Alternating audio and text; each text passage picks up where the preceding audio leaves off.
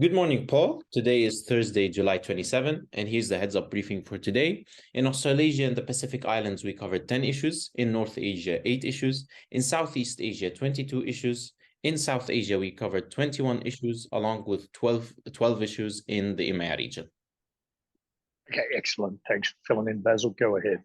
Starting off with Australasia and the Pacific Islands, in PNG, Enga Province Governor Sir Petus Ipatas issued a 3-month lockdown for 6 districts in the province yesterday. The districts are Wapinamanda, Kandep, Porgera, Kompiam, Laigam, and Wabak districts. The lockdown will remain in place from 9 p.m. to 6 a.m. local time. Okay, thanks very much. In China, a dozen train routes between Guangdong and Zhejiang provinces will be suspended today and tomorrow ahead of Typhoon Doksuri's landfall. Okay, thank you. In Southeast Asia, in Thailand, the Constitutional Court will convene on August 3 to consider a petition regarding the renomination of Move Forward Party leader Pita Limjaroenrat as Prime Minister. The Office of the Ombudsman earlier called on the Constitutional Court to rule on the rejection of Pita's renomination and called on the Parliament as well to postpone the next prime ministerial vote. Yeah, look, and Kun Tep and I are working on this now. The government's announced it with effect tomorrow. They're combining and filling out 2 public holidays to make it a 6-day holiday. Thaksin's opposition is extremely quiet at the moment. When I said Thaksin, I mean the Putai, who's trying to form and head the coalition. All their opposition, namely the established groups and political parties, were extremely quiet, and the several days of not much happening in Thailand reeks of something is going on. So Tep and I will continue to update that, okay? Yep, sure, Paul. In Indonesia, contract workers of various sectors in Banten announced a demonstration in front of the People's Representative Council building and the Ministry of Administrative and Bureaucratic Reform in Jakarta on August 7.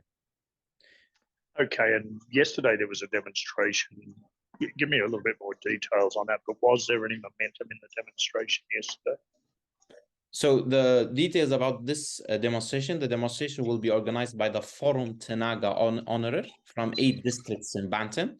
The organizers claim that approximately 10,000 contract workers will participate in the protest. Okay, so we need to not only just get that out to clients, we do need to monitor how many people actually attend it. All right, and then we can work out the estimated numbers that are being called, because these are all registered demonstrations with the police in Indonesia. That's how the information tends to get out. So we need to see if it's accurate or people are trying to misrepresent the numbers, okay? Okay, sure, Paul. Moving over to South Asia, in Pakistan, Pakistan Tehreek-e-Insaf chairman and former Prime Minister Imran Khan was summoned by the Joint Investigation Team to appear before court on August 1. Okay, thank you. That spells ill. Thank you. In India, the United Forum of All Adivasi Organizations of West Bengal, which consists of 26 tribal outfits, will hold a statewide demonstration tomorrow. Okay, thank you. Moving over to the EMEA region, concerning Serbia and Kosovo, Kosovo Prime Minister Albin Kurti said that his government is preparing to hold snap elections in 4 municipalities where the majority are ethnic Serbs in the north. Okay, thanks. Concerning the Russian and Ukrainian conflict, Ukraine's domestic intelligence agency yesterday claimed responsibility for the first time for the sabotage operation on the Kerch Bridge in October 2022. Okay, thanks very much. Look, it's interesting. We were doing some digging on the fatalities in Ukraine.